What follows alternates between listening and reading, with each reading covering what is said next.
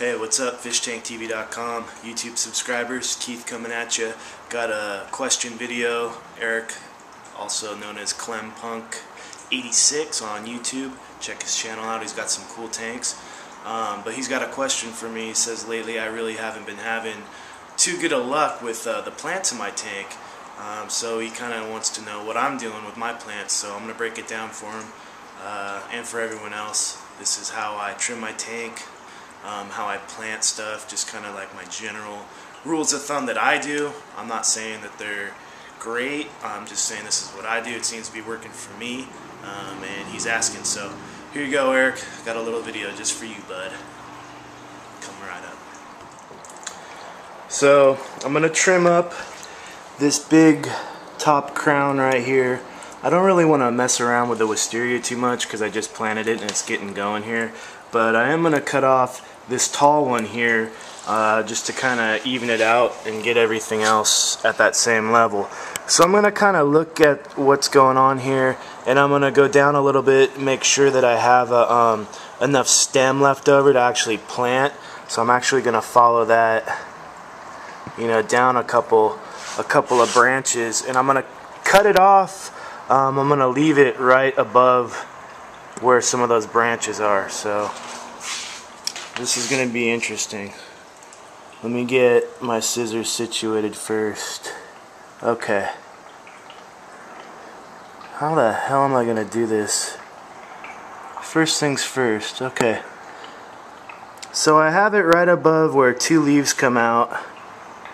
And I think I have enough stem so I can actually plant it. So I'm going to go ahead and cut it. And that's going to come out. And you'll see here, this one I cut, you know, and I cut it right above where these leaves are splitting, and just did the same thing to the other one. So next I'll show you how I'm going to clean that up. So this is the piece of wisteria I just cut off, and what I'm going to do is I'm going to cut off these bottom leaves here, but I'm going to leave a little bit of the stem, kind of like that. And the reason that I do that is so when I actually stick this into the substrate, it has a little bit of some horizontal bit. This is a pain in the ass to do and try to film it. It has a little bit to kind of anchor it in so it doesn't come out so easily. And that's just kind of what I figured out and started doing with my plantings. So the end result is going to be, you know, it's going to have a couple little, I guess, branches to kind of help anchor it in when I do plant it. So we're going to do that now. So I get the very end of the stem there and just get it at the tip of my long tweezers, and I'm just going to stick it down in here. God, this video is going to be terrible. Figure out exactly where I want to plant it, and I'll just give it a push in all the way down. I'll kind of open up my tweezers a little bit and just slowly wiggle the tongs out, and I'll set them there for a second, and then I go in around the base of it and just kind of pack the dirt in a little bit. In this tank I have all these little pebbles around the planted area so it doesn't get dug up, so I just kind of make sure those are good, and there you go. That's how I'm planting it, and I'll just kind of fluff it up a little bit. And that's going to be good to go. So also something else, Eric, that I was going to talk about is trimming your plants back for good bushy health growth. If you don't trim your plants, especially your stem plants, actually in particular, this is Ludwigia palustrius, and if you follow those stems down, there's nothing on them down here, and that's what I was referring to when I say that the plants are getting leggy. All the leaves on the bottom fall off, and you'll have some got the hiccups, you'll have some compacted growth up on top. So to kind of help prevent that, if you trim your plants, I just cut these a couple weeks ago right here, and from this spot up you can see like all these tips are coming up. Like this one's got 5, this one over here, each one, every place I cut it is coming back with like multiple tips, so that'll get your plants a little bit more bushy. You can see down here the Ludwigia where I cut it last time. Where is it? Like right there. and there, it's all getting new growth. This one's good. You can see where I cut it and it just kicked out to the side. So that one actually didn't split, it just came out singular. But a lot of times you'll do that and they'll split into like 2 branches. So that'll give you like a fuller effect on the bushiness of your stem plants. So that's it. I'm going to do a few more parts, so check it out. Also, I want to talk a little bit about, you know, how I trim my plants is I'm kind of trimming them with a certain look. And what I want to do right now is I want to cut these taller Rotala in front, but leave the tall ones in back so they can kind of be up on the surface towards the back. But I want this front corner kind of open. So what I'm going to do is just go in right here, cut that, boom, go in here, cut that one, and I think those other ones I'm going to leave. Let's see here. No, you know what, I'm going to cut this one too. And then I'm going to show you how I plant this, the Rotala. So I got 4 pieces of the Rotala that I cut, and there's a little spot here in the back. I got all 4 pieces in my tweezers at once, and I'm just going to kind of work it here in the back where I want to plant it, and just press all the way as far down as I can get it.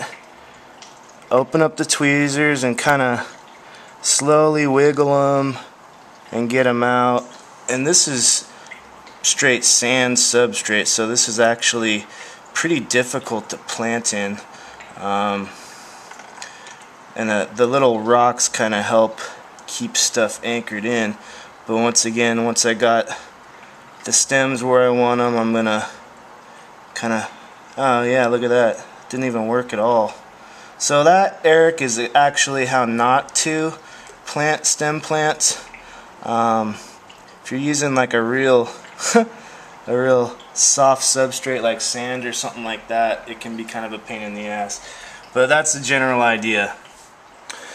So let's talk real quick about how I planted, say, a plant like a crypt or even a sword, something that kind of has a crown, has a leafy stem up on top, and roots on the bottom. So step number 1, trim off the bad leaves if there's anything looking kind of, you know, like it's not going to do well. I usually just trim them off right at the get-go. Step number 2, I'll kind of trim the tips of the roots off. Step number 3, I'll pinch the roots with a tweezer. So I'll use my tweezers and kind of have the roots a little bit dangling out below the tip of the tweezers. Step number 4, plant into the substrate, open the tweezers up, and then slowly pull out. So I like to you know, get the crown actually buried at first. That's what I do, and then I'll open up my tweezers, slowly wiggle them out. Step 5, I'll pack in the dirt with usually my fingertips, just kind of around the base of the plant to kind of reinforce what I just did. Number 6, I'll pull the plant upwards and get this little crown area exposed to where the crown would be, I guess, where all the stems of the leaves meet up. So I'll actually plant the plant a little bit too deep and then pack it in and then pull it up to where it needs to be and then repack it. And that's what I do. Good job, dude. Thumbs up. There you go. And that's the finished product. So you want your substrate level kind of right at the joining place on these type of plants. You know, right where the stems of the leaves join into the main part of the plant. So that's how I do that type of plant. Hope that helps you out. Later. Let's talk a little bit about supplements. And this is what I use, and it's not much. I use the Flourish XL, and I use that in this tank in place of the CO2. I was using it in both tanks, but I got the CO2 diffuser and all that stuff going in here now, so I don't need that.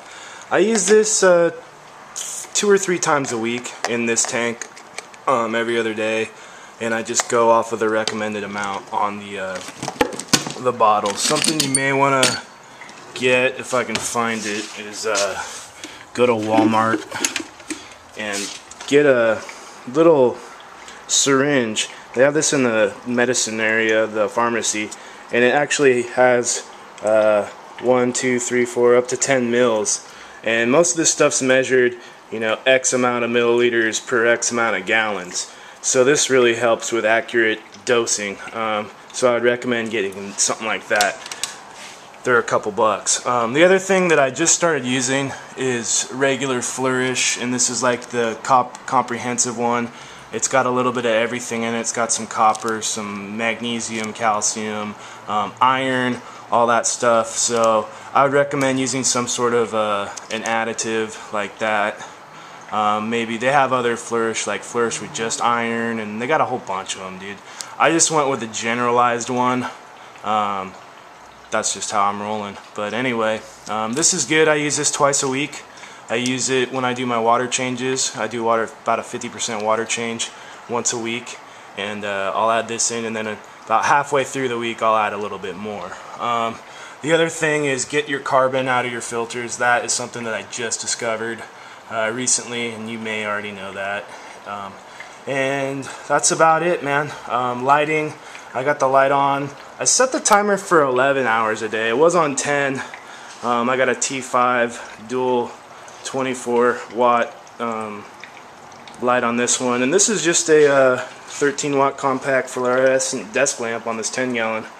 So that's all I'm rolling, but I also wanted to make mention of this. I got a nice big bay window here, and during the days, especially on the weekends if I'm home, I can open it up, and I got a lot of natural sunlight there on this side of the tank, and it actually kind of hits up the back a little bit too. So that's something you may want to consider if you have somewhere where you can put your tanks where they get a little bit of I guess you could call that indirect natural light, because the sun's not actually really beating on it too hard.